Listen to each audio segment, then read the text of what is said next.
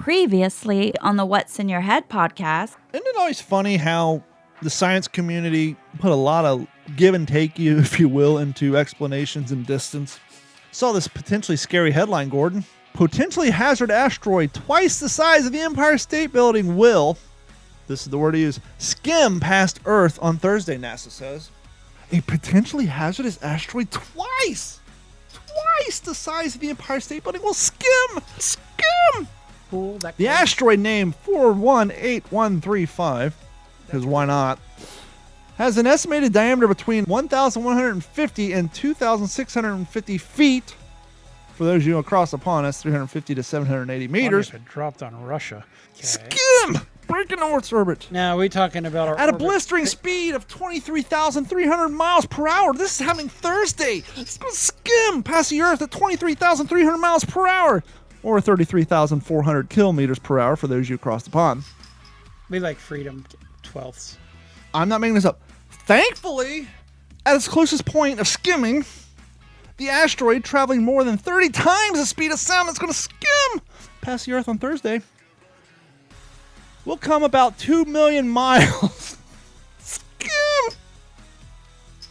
Well, I guess that's skimming in space miles. The What's in Your Head podcast can be found on Stitcher, Apple Music, Google Play, Spotify, and wherever fine podcasts are found.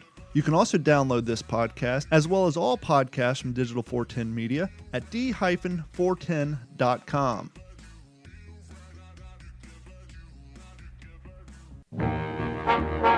Digital 410 Productions proudly presents the What's the Scuttlebutt podcast with your hosts Dodd Abernathy, Jeff Copsetta, and Henry Sledge. See that? Different pot. What's going on, everybody? It's another episode of the What's the Scuttlebutt podcast, your favorite World War II based podcast. Just recently, we had some malfunctions on our audio board, and I hit the wrong pot because, well, I had to go from pot 1 to pot 2, so I forgot to unmute myself. But speaking of unmuting themselves, welcome to another episode. Joining us, as always, the old faithful one, Mr. Henry Sledge. Henry, how are you doing tonight, sir? Doing fine. How are you? I'm well. I am just the start of day 3 in my new life and career. We kind of talked about it the last few episodes, but how things you are liking going that, well. man? It's as crazy as it sounds, unless you've been a business owner and the business owners listening will understand this.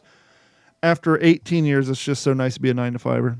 It's so nice to clock in at 9. Actually, I'm an 8-to-5er, so clock in at 8, clock out at 5. Don't worry about it until Tuesday. Friday comes.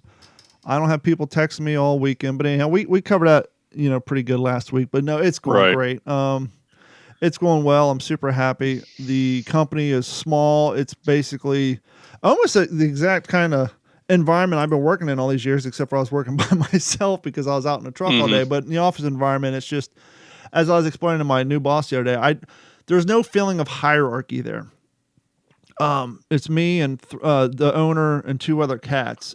He just relocated from California to here, and he has customers all over the country. But all the employees, there's no feeling of hierarchy. Even though the people working there longer than me, we all just feel like we're 4 people working towards the same objective and sharing knowledge with each other. It's almost like if you had a job where you sat around with World War II historians all day, and maybe, let's say we were publishing a magazine or something, and instead of having a feeling of hierarchy, when you're working on an article, you'd come, hey, I need your expertise on this subject, or I'm working on something. Oh, you've been working on this thing. It's the same way.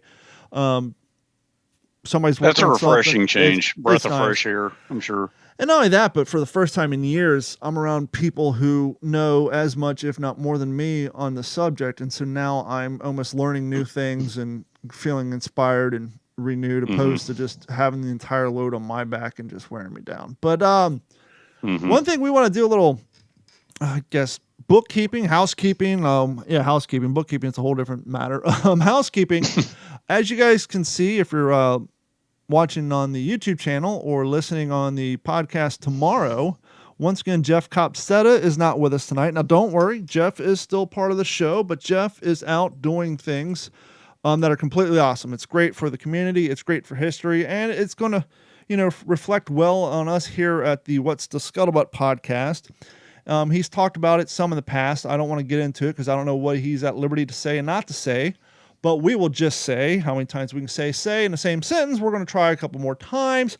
We are going to say that he is in the middle of pre-production on a project that he got brought on to do, not only as a historical advisor, but he also has a role in the project, let's just say. And I know their shoot schedule starts in June, so right now he's heavily into pre-production. So other than handling his day-to-day jobs and his responsibility to his family, now he's taken on the the Herculean task of making sure that this filmed-based project that he's working on is historically as correct as possible. And not only that, but as I said, he's got a role in the project as well. And so I would say, once again, just based off the text messages, I know shooting schedule starts in June. I don't know how long of a project it's going to be. So we'll just say Jeff will probably be in and out occasionally between now and I would say probably safe to say July or August. Don't know post-production, all that. But it's kind of cool because, the What's the Scuttlebutt podcast, we kind of owe at least mine and Jeff's relationship to movie making. As we've said before, and you guys know, longtime listeners, we owe a lot. Jeff and I got to know each other through the project of Walking Point. And that's how I met him. He was the historical advisor on that, which was the short film about the Marine Dogs of War by R.J. Nevins and Black 17 Productions. They shot the end of the movie down here, and I went out and interviewed them. Actually went out to their staff and crew dinner the night before, kind of preemptively met everybody. They invited me out to the set. I hung out for the final shooting day and then went to the cast house, set up my podcast studio box, and interviewed damn near everybody. And then 6 months later, I was out in Texas doing a podcast out there with Jeff. Jeff came on the show a few more times. And then when Walking Point, they kind of got hooked up with a Doberman group for the American Kennel Association. And during one of the dog shows in Orlando, Florida, Walking Point reached out to me and said, "Hey, we got a booth down here. I need your help. Can you come decorate it, make it look more World War II?" So I took my mannequin Steve, all my haversacks, and all my World War II stuff, set it up in their booth, and we did a podcast from there. And so fast forward, Jeff's on the show, and now he's out doing some more movie stuff. And actually, during last week's episode, I didn't answer until after the episode, RJ texted me. Now, we have promoted Walking Point when they were on Vimeo, and then when they premiered on Amazon Prime, which you can still see them. But they asked me if I can come on Sunday, May 15th, 8 p.m. Central Time. They're going to be doing their YouTube premiere, and they're actually going to do a live stream and have a bunch of us on. Now, obviously, I didn't have anything to do with the movie per se, but because of my relationship and all the promotional stuff I've been doing, they've asked me to come on. I'm sure Jeff will be on there too. I haven't talked to him about it. He's just been super busy. But I'm sure you'll see Jeff and I and myself, and I'll put up links on the page about the Walking Point YouTube premiere, where you guys can start watching the movie on YouTube. And pre-show, we were kind of talking about this, and Henry mentioned that he too is in the early stages of, I guess, pre-production on an up and coming World War II movie documentary. So What's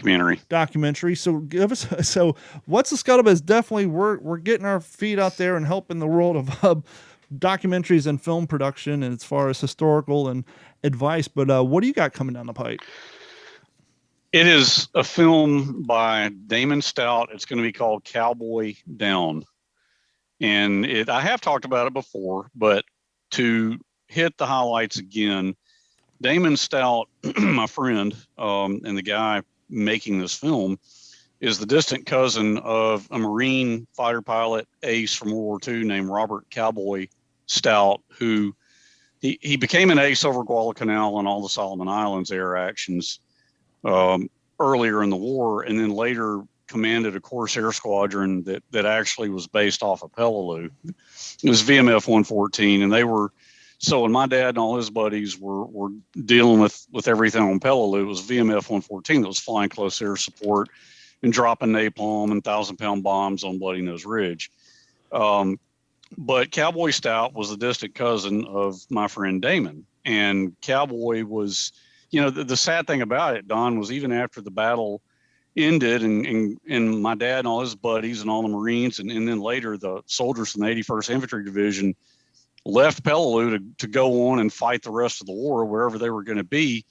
VMF 114 stayed on Peleliu and kept flying flak suppression missions over the northern Palau Islands because there were, thousands of Japanese with plenty of ammunition, 2 hours up north of where Peleliu was. Sure. And so March 4th of 1945, literally just, the last stages of World War II, Robert Stout was shot down by flak over Koror and crashed and was killed. And they didn't find him until 2 years later. Wow. Some local islanders found him. He was still strapped in his Corsair. But Damon Stout is making a film called Cowboy Down. And several months ago now, I had reached out to him because I was just looking up some stuff on the internet about Cowboy because I love Corsairs. I love Marine aviation, World War II. And he and I started communicating. He, of course, had heard of my dad and my dad's book. And really, he just sensed my passion for the subject. And he said, hey, let's collaborate. So we have been, but we're probably several months away from that thing coming out. But it's going to be a doc feature film, not a movie, a documentary. Well, you were talking, and I was thinking, is it safe to say, or maybe just because I'm not into the aviation as much, but is it safe to say when it comes to war aces that I guess maybe the Marine Corps more than the Army, but it seems to me on the subject of war aces, most of the famed war aces around World War I, do you think World War II war aces get the limelight they deserve? Or am I off base? Because it always seems to me it's always about Rickenbacker, and all the World War I guys. It's like, I don't know, maybe more in European theater you hear about it, but I don't hear a lot of people just throwing around World War II fighter ace a lot. Yeah, if you read about it as much as I have in the past, I mean, because Pappy Boynton, I think Boynton had, and somebody may set me straight on this, he had like 26 or 27 or 28 kills. I think the last one or two were a little bit questionable. And I think he tied Rickenbacker's record. You had Joe Foss. See, there's another name I'm not familiar with. So yeah, Joe Foss was an iconic Marine fighter pilot. He was actually later on after World War II, he was the first president of the then nascent NFL. God, imagine that nowadays, a guy like Joe Foss being associated with the NFL. But yeah, Joe Foss was a stud, man. I mean, he had 26 kills over the Solomon Islands. Most of his kills were in F4F Wildcats. You had... Now, the Corsairs were the blue ones with the more skewed wings, correct? Yeah, Corsairs had the gull the wing, W and the wings. reason they did that, they had to kank the wings like that to keep the landing gear short enough because it had the largest propeller ever mounted. I think it was a 12-foot 1-inch propeller, largest prop ever mounted on a piston engine airplane to that time. So they had to, it was a carrier plane. It was always designed to be a carrier-based fighter. And so they didn't want the landing gear to be too long and spindly. So they did the gull wings. They kinked them downwards like that. Now, was there any, I don't know the word I want to look for, but let's just say, was there any negative effect when it came towards maneuverability, or did it actually help with the gull wings being that way? I know one thing that I've read it helped was when pilots would have to ditch, it kind of gave them an advantage because if you look at those wings being swept up like that, it gave the water somewhere to go. Your fuselage had a little bit of space. But to answer your question, I mean, the Corsair was one of the fastest airplanes, I think, top speed. Of course, there were many variants of it, but the F4U-1A and 1D, you're talking a top speed well over 400 miles per hour. Of course, like an aviation historian pointed out, people always want to talk about top speed. All that was a number. I mean, you're talking about an airplane, factory fresh, the pistons, rings, the seals, everything's perfect. Fuel is clean and perfect. All the lubrications are taken care of. Yeah, it can achieve that speed. But give it 6 months in the tropics, sandy environment. Yes, give it 6 months in theater, and you're not going to be anywhere near that top speed. But that being said, I mean, the Corsair was just a superb airplane. It didn't start out that way. It definitely had teething problems. It was known to be quite the beast at first, but it was given to the Marines because the Navy was having so much trouble getting a carrier qualified. I mean, they had just a bitch of a time trying to land it. It's so funny because we always have these conversations, and in my mind, I start picturing things I never thought of. You're talking about fresh pistons, straight off the line, fresh gas. How many times during these campaigns, after bombing or shelling or artillery strikes at the night, were they pulling gas out of bullet-ridden barrels that are no longer clean or fresh, that had dirt and sand in it, that then clogged up fuel filters and all that crap? Yeah, I mean, on Guadalcanal, it was happening all the time because, in fact, I mean, they early on in the Guadalcanal, of course, that everything on Guadalcanal was on a shoestring at first. Mm-hmm. And when you had the so-called Cactus Air Force set up camp there to fly air support for the beleaguered Marines, and I mean, these guys were flying SBD Dauntlesses and FRF Wildcats. I mean, they early on, when the Japanese were shelling them every night, they lost some major fuel supplies. And so, they were draining, like an airplane would come in, be too shot up to salvage it in any way. And so the Marine ground crewmen would drain the fuel out of that airplane. And then, I think they had these big pieces of, I've read in some memoirs, they would use pieces of cheesecloth or something. They had a way to filter it, Hell, they could have just grabbed an old HP T-shirt off someone's bunk. I mean, it would have been a slow drain, but it would have worked. Sure. And so they were anything they could to keep the few planes they had flying. And gosh, if I'd known we were going to talk Cactus Air Force, I would have looked some stuff up that fresh in my mind. I didn't know we were going to go down that road, but that's a nice thing when it's just me and you. We just kind of just go down where the road takes us. We just jot a few talking points down and we just pull that cord and see where it takes us. And we've actually had quite a lot of great feedback about these episodes. No, and I enjoy it too. Just to go back to your question though, Don, I mean, I think, when you really, aviation, the World War II aviation to me is a subject of great passion, be it Pacific, ETO, B-17s, B-29s in the Pacific, B-24s, I don't care. Corsairs, Wildcats, Hellcats, P-47 Thunderbolts, Mustangs, I love them all. And when you really start getting into some of the literature that's on it, I mean, man, there's some iconic aces that were highly regarded and written about and talked about quite a bit. Sure, Rickenbacker is kind of that household name, as is there were others from World War I. Just throwing out. I said the Red Baron.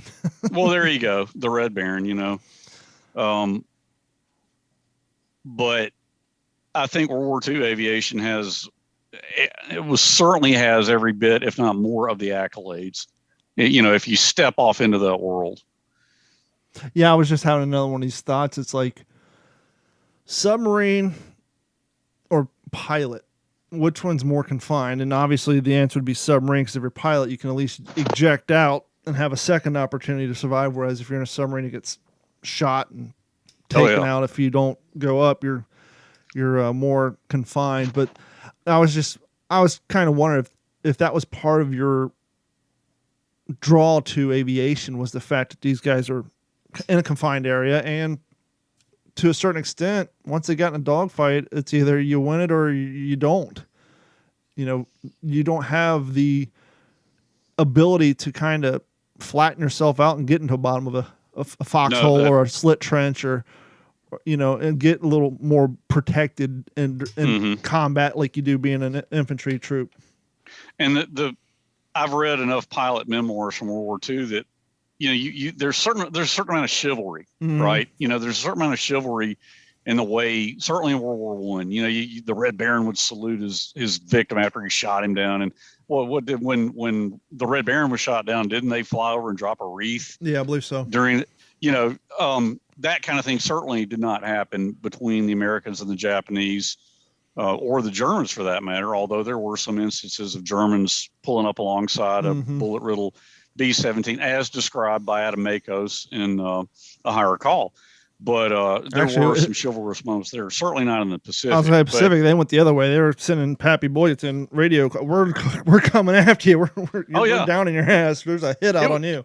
It was well known. Bollington would get his guys. I mean, when they were really getting into the air combat over Bougainville, and the Japanese were just sending hordes of fighters and bombers down from Rabaul, and Bollington and his guys are on Munda and, you know, some of the northern Solomons, central Solomons, and flying over Bougainville.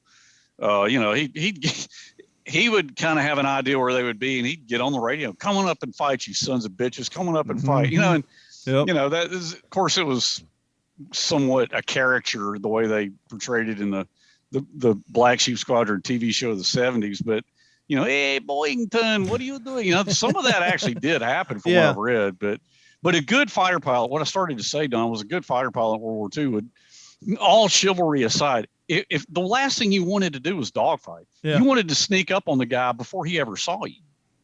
If he saw you and it turned into a turning fight, you were already, you know, one lap down. That was not what a good pilot wanted. And from what I understand, when it came to recruiting, they looked for cats between the ages of 17 and 20, with the idea being that once guys got to be 21 and married, then they started second guessing. They had things to live for. Whereas these 17 to 20-year-olds, they had as all teenagers do, whether you're skateboarding, surfing, riding motorcycles like a dick, you have that sense of invincibility. And so they would look for that age group in their pilots and they prefer they not be married because they want them to not, oh, I got a wife and kid at home. I need to, that split second of second guessing could end up getting you dead. Whereas if you have that pilot who just feels like, oh, nothing can get me, they're flying on quick, fast instincts and gung ho, let's do it. Well, you're absolutely right. For the fighter pilots, yeah. But, you know, the Library of America volume that we've talked about, you know, that had my father's book, Samuel Hines' book, Flights of Passage. He was a Marine torpedo bomber pilot. And then Alvin Kernon's book, who was a sailor. He was an aviation ordnance man, called Crossing the Line. I just read that whole volume, which I told you about. Well, Samuel Hines' book, I really enjoyed because I'd never read a memoir by a torpedo bomber pilot. Okay. He flew TBMs. You know, they called the Grumman TBM the Turkey. Okay. There was nothing sleek, sexy, you know, dangerous about it. It was a very predictable airplane. And it was interesting to read Hines' take on it because he had buddies who were, you know, after they got out of primary flight training in the initial phases of it, guys started, like some guys would go bombers, some guys would go fighters. And he talks about how, you know, he said, I felt like the TBM or the TBF, if it was manufactured by Grumman, TBM was manufactured by General Motors. He said, I just felt like that airplane suited my personality. It was slow, steady, predictable. Go out there, get the job done, be dependent. He said, I just felt like it was the perfect choice for me.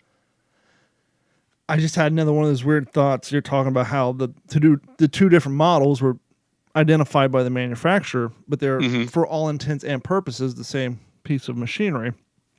And we've seen it all across the line when it came to the Jeeps. Some were made by Willys, some were made by Ford.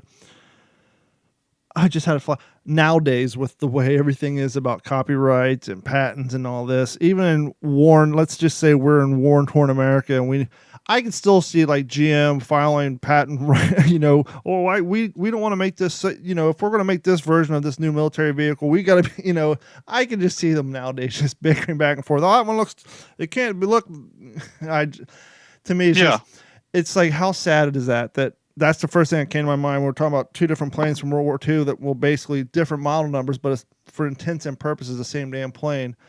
How everybody was just, hey, retool your factories. Here's the specs.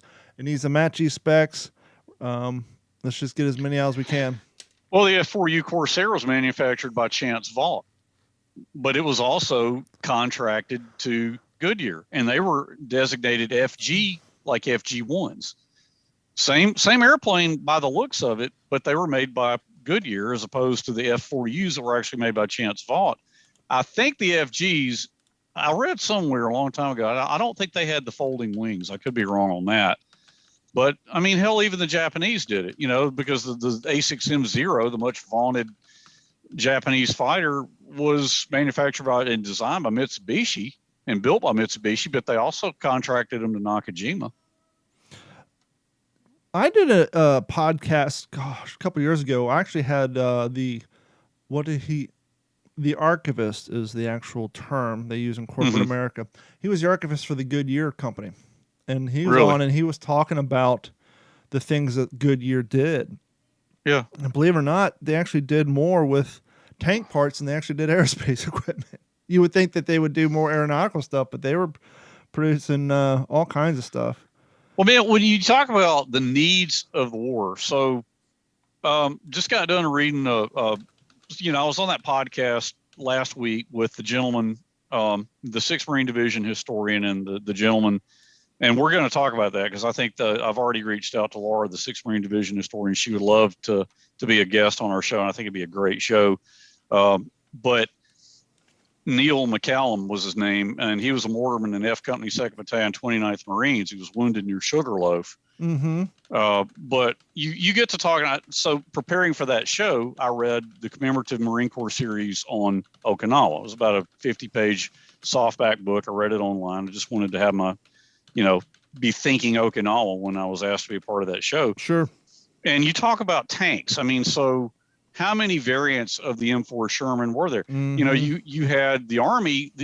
I think the point was made in this volume that a lot of guys like the M4A3 variant of the Sherman tank. It was a gas-powered Ford V8 engine. They liked the power. They liked the fact that it was a gas burner.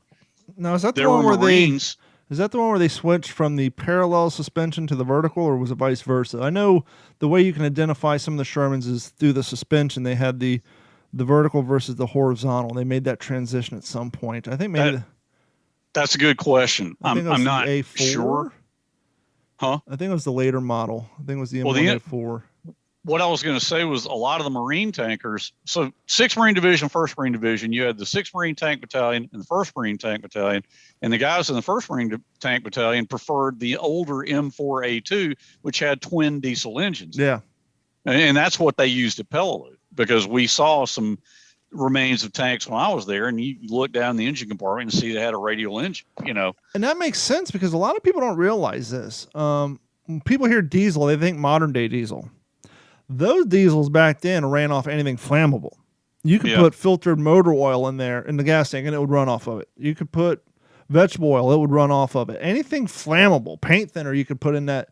Nowadays, diesel has to, unless you do some modification, especially all the chips, you need clean diesel. But back then, those diesels ran off of anything. Oh, yeah. Well, now, I mean, oh, good Lord. I mean, we see this with fuel systems, Caterpillar machines now. I mean, the fuel has to be so clean because you can't have any particulate matter, coming out of the exhaust system. That's a product of the 21st century, man. You're go ahead. No, before we transition, because we were talking about the plane manufacturers, I was Googling, getting my Google food going, but it failed. What was the largest manufacturer of planes in Southern California during World War II? Well, was it Consolidated? Because the most mass-produced airplane in World War II was the B-24 Liberator, and that was built by Consolidated. I can't remember which one it was, but I'll have to look it up. I was listening to Adam Carolla. He was talking about it. One of the largest health insurance companies now came out of World War II because that particular, and I'll have to find out, it was maybe Southern California, even Northern California, but it was one of the largest airplane manufacturing plants during the war in California. They had so many employees working on a 24-hour shift that they had I think it's insurance. Anyhow, they had on-campus hospitals because there's so many workplace injuries that due to the protocols they made for getting these people in and out of the hospital I think it's one of the largest. I'll look for the next episode. It's either one of the largest insurance or one of the largest hospital chains. Now, came out of World War II because of the manufacturing plant had so many workplace accidents. They had an on-campus hospital, and that's where it came from. I'll have to right off. I don't know who that would have been. I'm trying to think if I ever read anything in the past that mentioned. I'll come up with it. That's interesting, though. Yeah, it's always amazing how much stuff came out of World War II. But, no, not Pfizer. Anyhow, I'll have it for the next episode. I don't want to bring everything to a screeching halt. But yeah, you're talking about tanks. Yeah, it's amazing, all that stuff. And while we're on the subject of the Pacific, I brought it up last week. I just started it. And I want to... Walter Lloyd's The Lonely Vigil. This book is fantastic. You and I were kind of talking about how I wanted to learn a little bit more about the Coast Watchers, and I got this book. First and foremost, the read on this. This is very... I don't want to compare it to your father's work, but I want to say the ease of read and the not want to put it down aspect of it is very similar to your father's in the fact that you don't feel like you're reading a high school or college history book. You don't feel like you're doing homework when you read this. It's written in the third person, but as you're reading through it, you feel like you're almost in the first person or almost have the narrative view as if you're watching a movie. Interesting. It's about the Coast Watchers of the Solomons, but it primarily focuses on Guadalcanal, Bougainville, and New Georgia. Here's just some of the cats involved, some of the major actors, if you will. Now, I'm going to brutalize some of these names. We'll just chalk it up to my learning disability.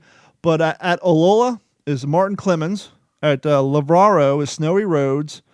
Bernard Don McFarlane. And this is the one that excites me. Do you remember in Helmet for My Pillow when Lecky was talking about this clambering, boyish, large red-headed man who had like all these natives carrying all his stuff, and it's like this big circus of a show came down, and it was a Coast Watcher.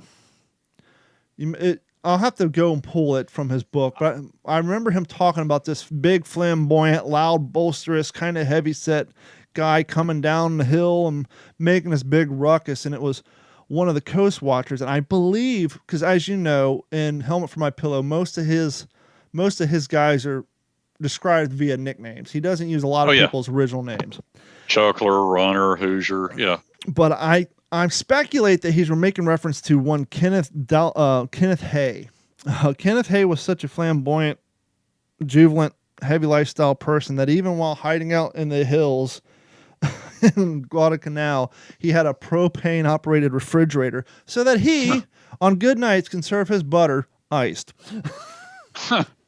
Over on Tagalog, we have Leif Schroeder and Joe Martin. Tulagi, okay. And Jack Reed was on Northern Bougainville. Paul Mason was over on Southern Bougainville. And then our friend, gotta love this, Sergeant Major Jacob Vuza is covered in this quite a bit. I love Vuza. Even after as we know, what happened to him from the hands of the Japanese, he was sent on more and more missions. Guy was just hardcore. Did you know later right around the time we secured Henderson, well, before it was truly secure, but when we took hold of it, we actually brought in a gentleman who was a naval grad, and he set up a radio station right off the southern tip of Henderson Field that they gave the call letters of Ken, and his name was Hugh McKenzie. And I think I've heard about that. And so basically, once he set up shop, because at the very beginning of the war, the way the Coast Watchers worked, they had these teleradios, and they would communicate on Channel Z. And it was basically a relay system where they would relay all the way up the islands and then go to, I think, New Zealand. And then it was then sent up to Hawaii. And so there was a bit of latency. And so it would take sometimes 8 to 12 hours by the time it got up to Hawaii and then sent back down to the Navy. There was quite a bit of a latency from the time some of the activity was spotted till the time that the information got out. But once Mackenzie set up his Station Ken off of Henderson Field, it dramatically cut that down. They were able to get that information in no time at all.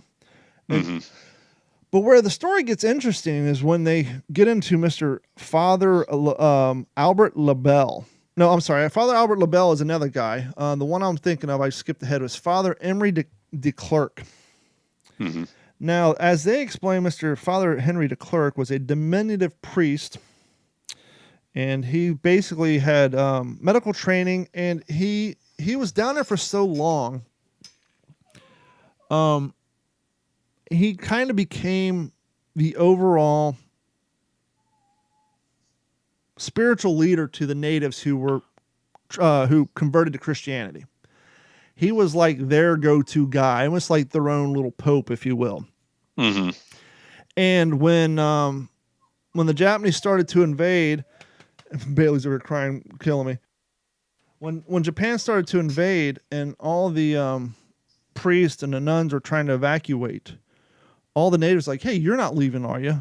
And he's like, no, I'm not leaving.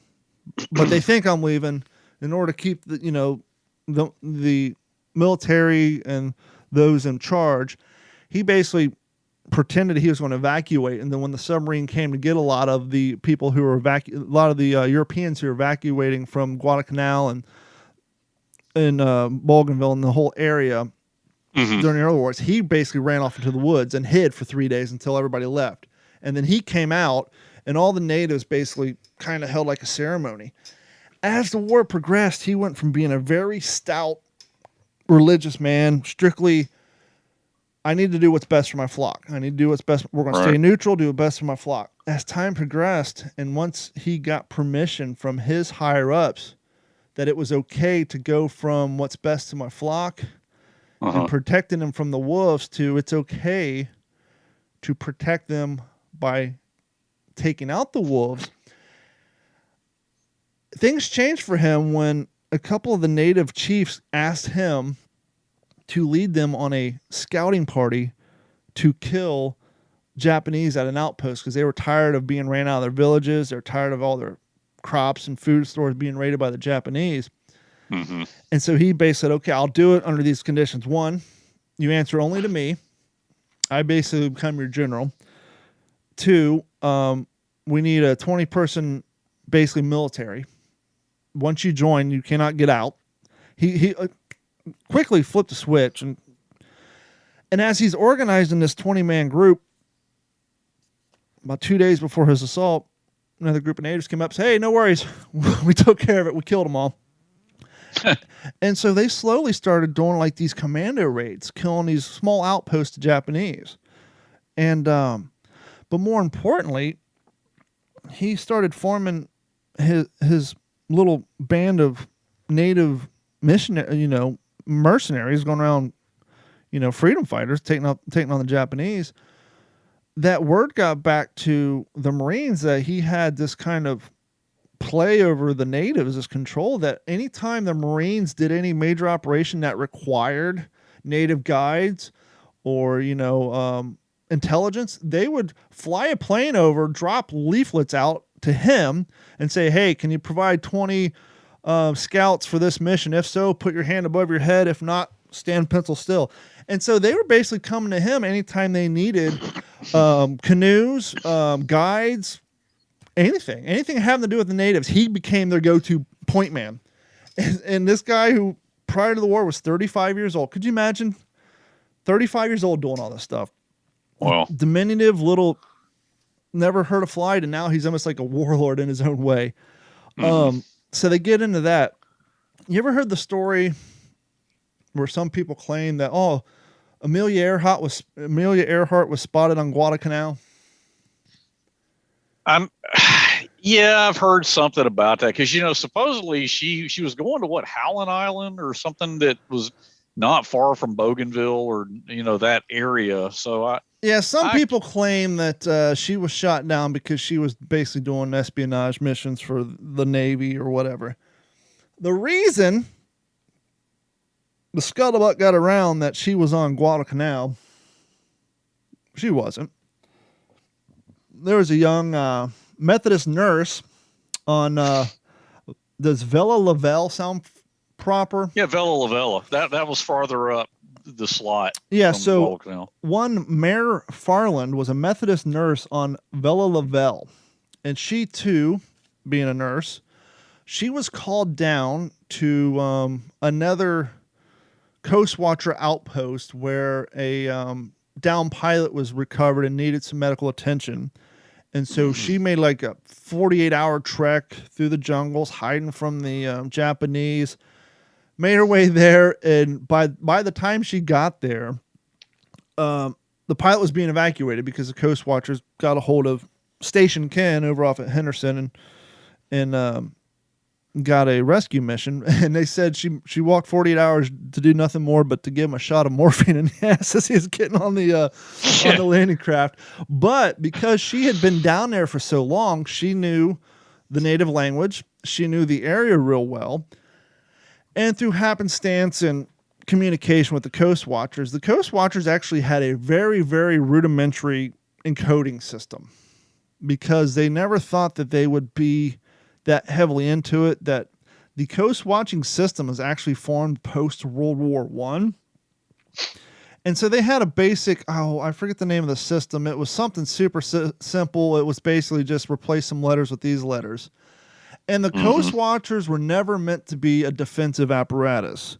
So far that the British group that founded the World War II equivalent of the Coast Watchers actually gave it the code name of, oh crap, I just went completely blank. Ferdinand. It was called Operation Ferdinand. Does that name sound familiar to you? Not in that context. Ferdinand the Bull. Remember Ferdinand the Bull? He didn't want to be violent. Yeah. Oh, yeah. He was a pacifist. So they intentionally gave the Coast Watchers the nickname of Operation Ferdinand because your job is to stay out of it, report what you see, be pacifist, and just don't get caught. And so when Farland made this trip down to help the downed pilot and thus walking 48 hours, give him a shot in the ass with morphine as he was being evacuated, she wanted to do more. She felt like she could provide more. And she convinced, I think it may have been Paul Mason or even Jack Reed, to allow her to participate in the Coast Watch program. Now, interestingly enough, she was only part of the Coast Watching program for 2 days because as things happen to be, when you're where you're supposed to be, no one ever takes attendance. Right? Right. Well, when she left to go do this mission, people took attendance and noticed she was gone. And when they reported it was gone, it kind of raised the awareness of, oh, crap, we have women in the Solomons. We have women nurses and nuns down in these areas where the Japanese are invading. We can't have women in harm's way, so we need to evacuate them. And so the reason Amelia Earhart was spotted on Guadalcanal was because 2 days after she helped participate in the Coast Watching program, she was forcefully removed and was brought to Guadalcanal for a few days. And when she got off of the PB&Y, I guess near a first aid tent, there was a handful of wounded Marines who may or may not have been on morphine, who saw her in a Marine, I think they may have given her an Army or a different uniform because she changed at some point. And being in their condition, they said, oh, it's Amelia Earhart. They found her. And that's how the rumor spread through Guadalcanal that Amelia Earhart had been found because someone saw one Merrill Farland, the Methodist nurse from Villa La Vella, walking around Guadalcanal waiting to be sent back home. And so that's where that whole rigmarole came from. But this is all covered in this book. And I need to check this book out. It sounds really interesting. Well, the thing I love about it is I've read Guadalcanal Diaries. I've read the Battle for Guadalcanal. I've read this Guadalcanal. I've read Strong Men Armed by Robert Leckie. I've read Helmet for My Pillow. And so I've gotten a lot of the Guadalcanal side from the Marine and the Army aspect. This book fills in everything else that you didn't know about. They actually talk about the Coast Watcher report of the battle that resulted in the George S. Eliot being sunk. And so this kind of fills in all that gap. It's almost like reading this book, and I'm on page 145 out of 316. So I'm only halfway through. And it's almost like this book kind of completes the story of Guadalcanal almost. Because we've gotten the Army side before. We've read the Marine Corps side. You know, we've read all the books as aforementioned, and through different voices and different information, they talk about the mission of Guadalcanal, and some have the ability to give firsthand accounts because who the authors are, and some of them give more of the logistical accounts because of their research side. But with the exception of hearing the occasional Coast Watchers, this is basically the Coast Watchers firsthand account, because these Coast Watchers that I mentioned were still alive in 1977.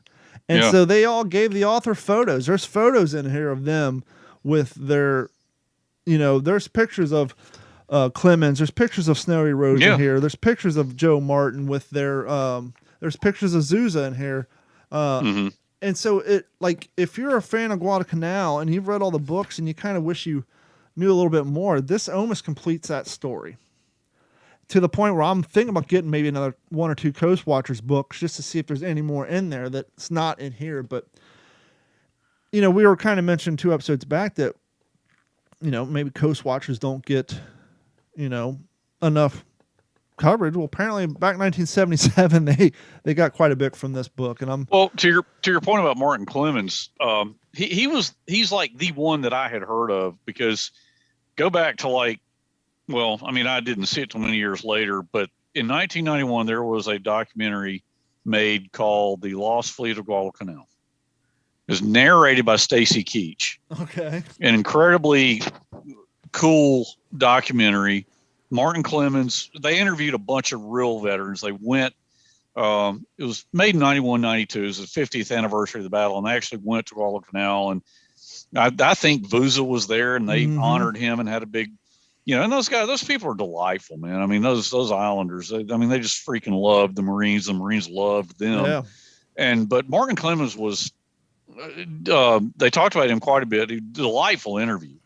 And, he just read at that flag I you did, Jack, and it's just really cool he had a little dog with him, but yeah, that's one documentary. I lost my copy of it. I've got to find that thing, man. That is a really compelling film on Guadalcanal, but they do talk about the Coast Watcher aspect of it quite a bit. And I didn't talk about, but obviously because it's about Coast Watcher, they get into the waking up 3 a.m., packing up their equipment and running 3 miles into the jungle to get away from the Japanese who are trailing them. And now you think, well, you get up 3 a.m., you pack a haversack, you grab their walkie-talkie, their radios, I think consisted of 4 different pieces, each one weighing 50 to 60 pounds. You have the teleradio, you had the batteries, you actually had the barrels of the liquid they used to recharge the batteries. You know about the Coast Watchers radios? Yeah. Okay. It took at least 15 natives to carry their equipment. Oh, yeah. So getting up at 3 a.m. and bugging out was by no means just 2 guys in some backpacks. It was a circus, to say the least. And the other problem they get into in here is the natives were getting restless. They didn't know war. They didn't understand war. And through these different islands, it wasn't like, oh, we're one big happy band of natives. You had different chiefs, different groups, different areas. And different factions, yeah. And so as the time progressed and the Japanese came, they started losing allies. Some of these groups started changing. Oh, Coast Watchers. Well, seems to me like the wind's blowing in as I said in the book, to the natives, it was white on white crime. To them, it was Japanese were just a different form of white man. And so they had some of these cats had no loyalties, especially the ones who weren't, practicing Christianity. They didn't have any loyalty towards the missions down there. Right. And so a lot of them were saying, well, there's more of these white guys down here than there are you. Maybe we should work for them. And so they had to be careful on what natives were working with them, because then they would drop the dime to the Japanese on where the positions were. But then on the other hand, you had the natives who were loyal to us, but who were playing kind of, they called them police boys, who were intentionally working in labor parties for the Japanese, and they were able to report back to the Coast Watchers what was going on in Henderson Field when the Japanese were building it, because they were there working in working parties. Because when the Japanese came, I think they said something along the lines of, you work for 2 or 3 months and you become a citizen. And once you become a citizen, then you're free to come and go as you will. And so these guys would volunteer, in quotes, to be a part of these working parties all day for the Japanese. And then they would sneak off into the jungles, report back to their hierarchy, who would then take that information to the Coast Watchers, who would then relay it back. Here's how far we are. Do we think Henderson, how till it wasn't Henderson Field then, but this landing strip, it's almost towards completion. And so there was a lot of back and forth. Who can we trust? Who can't we trust? And the natives, they weren't just packing up their equipment.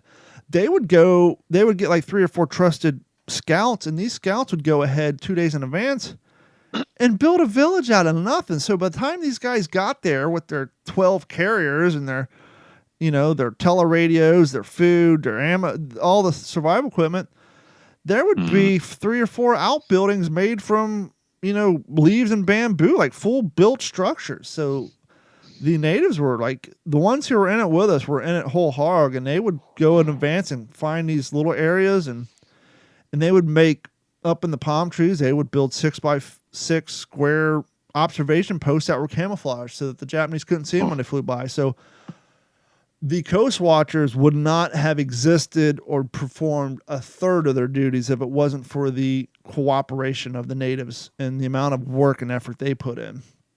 And it's great to see that they get their dues in this as well. So once again, for those of you listening, I know a lot of you like to read the books that we suggest. This is the 1977 release, and there are a handful of these on eBay, and you can find them on Amazon as well. This is Walter Lord's Lonely Vigil by Viking Press. If you're into the Guadalcanal and you kind of want now you know the rest of the story, the Paul Harvey equivalent, check out Lonely Vigil, because I don't know, this is a great book. Like I've been reading more. Obviously, it took me forever to read that Peleliu book. Not that it was a bad book. It's just there was a lot of stuff that I've already known, just retold, whereas this is stuff that I haven't read about at all. So it's like all fresh information, with the exception of a few things. So if you're looking for something that you may not know much about, check out that book. You'll be happy you did. What do you got going on in your library over there? I am a couple hundred pages into Ian Toll's first volume, Pacific Crucible, first volume of his Pacific War trilogy. And very readable. It goes quick. I'm enjoying it a lot. I'm also, because of some research I'm doing for the book I'm writing, I've got this book, this Osprey book, Landing Ship Tanks, one of the new Vanguard series, and just talks about LSTs. Now, I think a lot of people get LSTs and landing crafts confused. LSTs are the large, big-ass boats, and for those of you who've seen the HBO's miniseries, The Pacific, the first time they show Eugene Sledge getting on a landing craft, and then you see those big-ass doors open up, and then they clunk, clunk, clunk down in the water, that's the landing craft leaving the holes of the LST. Right. Because people think LST is landing ship tank, and so in their mind they think, well, that's got to be the little boats, because those look like tanks. No, they were the big ass ones. Yeah, of course the LVTs, landing vehicle track, also known as amphibious trackers or Amtraks, if you will.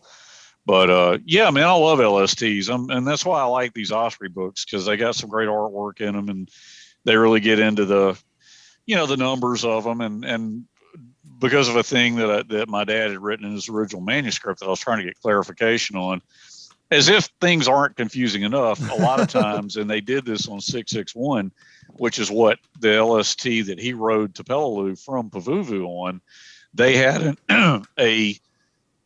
another landing type of craft on the deck of the LST called the LCT. It was LCT 858, Landing Craft Tank.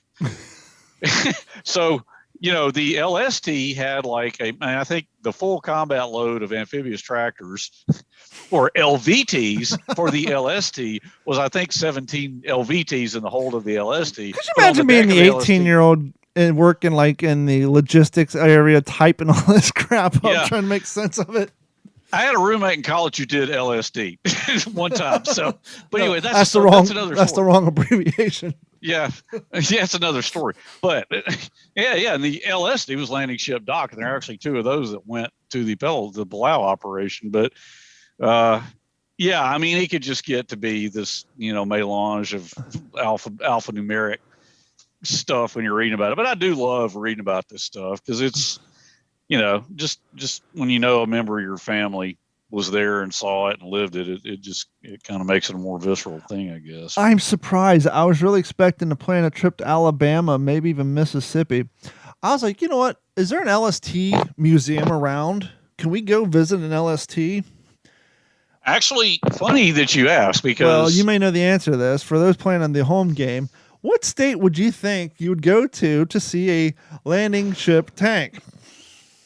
What's you want me to be quiet so you can answer it? No, I want you to answer it.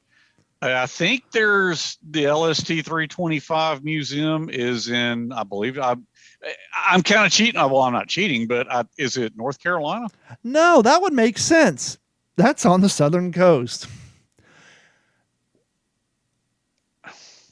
Would you think of to have an LST 325 moored and opened up in a landlocked state of Indiana? Wait a minute. Okay. So Evansville, Morris, Indiana. My new friend, Zach Morris, when I'd From like Saved to by have the him Bell? on this show. Huh? From Saved by the Bell? No. That's after your time. He's a member of the LST Association. He's the editor of the Scuttlebutt, no relation to our show, obviously, but the Scuttlebutt newsletter, which is a newsletter for the LST Association. He just wrote a book about his grandfather, who was on, let's throw another abbreviation in here. His grandfather served on an LCI in World War II, which was Landing Craft Infantry. That's the one that had the two gangplanks that would clank down when it would come up to the beach. The gangplanks were exposed and they'd let them down. And a lot of guys landed at Cape Gloucester. Sid Phillips landed at Cape Gloucester on an LCI. Yeah. But anyway, Zach Morris is a member of the LST Association. And he was on Preston Stewart's show and reached out to me, and he and I are talking, and I'd like to have him on this show because I think he wrote a really good book. I'm looking forward to reading it about his grandfather. But yeah, the LST 325, I forgot that it was in Indiana, but they've got a great website. They got some cool videos. He put me in touch with a couple of their guys, and I was asking about, certain minutiae that. Go ahead. You're going to ask something. No, I'm reading this, and there's photos. It looks like this thing's underway. I think this thing actually they take goes it out on tour. You and I, they do. Yes, we are going to Evansville, Indiana. I'd love to go. I would love to go visit this thing. Go check their website. I'm on it. That's what I'm looking at right now. That's what I'm on their website right now. Okay, yeah. I mean, Zach, we need to get him on the show, man. Very nice guy. $15. He actually quotes. Hang on, bear with me a second. $15 to go on. $15 for adults. That's it. $15. That's cheaper than a movie. Yeah. We're going to Evansville, I'm gonna Indiana. grab the book. I got it up here. We're still going to Evansville, Indiana. Well, I did have it up here. I don't know where the hell it is now. My wife moved it somewhere. The last mobile thing I was on was down in Tampa. I did two tours. I did 2 tours on the SS American Victory Liberty ship that we'd got in Tampa Bay. That was fun, but that would be cool. That was fun, and we were the living historians on there. That would be very cool. Indiana. I want to, but yeah, man. So like Zach Morris in his book quotes my dad a couple of times, which was kind of cool. So he was pretty happy to be put in contact with me. But our buddy Preston put us in touch. But I would love to go visit LST 325. I'm looking. It's on the southeastern tip of Indiana. I got a little excited at first because apparently this bad boy trolls around on the Ohio River. And my family lives in Warsaw, Kentucky on the Ohio River. I'm like, wait a minute, maybe I can stop at my mom's, but no, that's a little further east on the Kentucky route. But yeah, we're going to that's straight. Oh, wow. It's basically dead nuts north of you. If you hopped on the old 65 north. Yeah. How far north? You're going, if you hopped on, if you're in Birmingham and hopped on the old 65 north, took that through Tennessee and cut up through Nashville. And then once you got on Nashville, you'd hop on the old, this is my map reading skills, the 24 northeast, and then take that bad boy straight into Kentucky, and then hop on the old 169 north. That's going to take you straight to Evansville, Indiana. Right on. It'd be cool if they bring that thing down the seaboard to Mobile. Yeah, that'd be a long haul down the Ohio River. If they could get that thing down to Mobile, Alabama, that'd be great, man. Because that's just down the road from me. Yeah, they got the Alabama and the Drum down there. No, this thing looks fantastic. I wonder if they have any living historians on there. Plan your visit today. Fully operational. Looks like this participate. I wonder if this participates in. No, they just have some photo here. Looks like it's almost participating in the D-Day event in Ohio, but it's hard to see. But anyhow, we'll save that for now. We got to make that happen. Now that I got a job with vacation time, we got to make that happen. Speaking of making it happen, we're 111 minutes into this bad boy, Henry. I think we need to get close to wrapping this show up before people start to lose their minds. It's been a good one, though. Yeah. So anyhow, back to the plugs. Just a quick reminder, I covered at the beginning of the show, but Sunday, May 15th on YouTube, and we'll have the links posted on our page, is the YouTube premiere of Walking Point, which you can see our own Jeff Copsetta featured in the movie, and you can see our name, What's the Scuttlebutt Podcast, featured in the credits. I will be part of that live stream on May 15th at 8 p.m. Central Time. And what do you have come down the pike, Henry?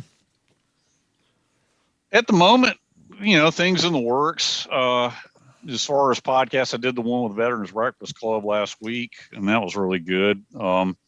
Let's you and me talk after we get off the air about having the 6th Marine Division historian and Neil McCallum on our show, because she emailed me and said she'd love to do that. That would be a chance to have a very sharp World War II veteran who's in the 29th Marines and at Sugarloaf Hill on this show. Fantastic. That would be really cool.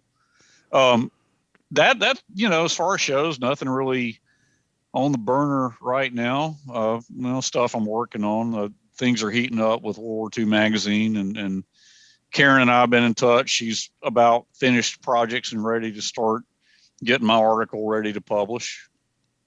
And I'm plugging away on my book. So it's a little early right now because it's March, April. No, it's May now. We're May 5th. Yeah, we're May 2nd. One of my bucket list events has been the aforementioned D-Day event up in Ohio. But due to where it's located, I can never do it when I own my own business because I would have to shut down for 5 days. I'm going to try to make that this year because it's the last weekend of August, and by then I'll have vacation time. Mm-hmm. If not, I'm going to try to make it next year. But as we said a few episodes back, my living history season has been cut short due to blown out soles in my jump boots that I use for my Allied impressions. I still have my Boondockers, but I don't have any Marine Corps events coming up. I do have some boots on the way. They won't be here until May because they're coming from across the pond. And I am going to get my jump boots fixed. But hopefully, I'm hoping to get into 1 or 2 events here soon. I just got to get my boots fixed. But summertime is coming up, which for those of you not in Florida, well, what's your point? Summertime's dead nuts in the middle of living history. Not down here in Florida. Wearing wool in the Florida sun in the middle of August is not fun, so we do most of our events in the wintertime so we don't die of heat exhaustion and all that fun stuff. But I'm hoping to maybe get an event in by the end of the year. And I don't want to say anything. I found something, but I don't want to give away the information because I don't want people to go outbid me. But if I win this thing on eBay, it'll be very, very cool. So maybe by the next week, that'll be coming down the pike. But as always, if you'd like to help support the cause here at the What's the Scuttlebutt podcast and the full Digital 410 network, please head over to WTSPWorldWar2.com or D-410.com and click on the orange Patreon link and sign up. It's only $1 a month. If you like us, it's $3.50 a month. And if you really like us, you can sign up for the Long Arms Deep Pockets plan at $7.50 a month. And after month number 2, you'll get a free t-shirt. And all that goes to help us here to pay for web hosting, pay for bandwidth and everything else. It goes to put on a show. So if you really want to help us out, you can do that. If you're a business owner and you want to advertise, email us at mailcall@WTSPWorldWar2.com, mailcall@WTSPWorldWar2.com. Advertising on this podcast is less than your wife spends at Starbucks on a day. So email us and you'd be quite surprised. And if you don't want to buy t-shirts and you don't want to sign up for Patreon, but you want to support the show, simply share us with a like-minded friend and say, hey, you'll like what these guys are doing, go check them out. Because after all, word of mouth is the best. And so for myself and one Henry Sledge, we will see you all next week. This has been a Digital 410 production.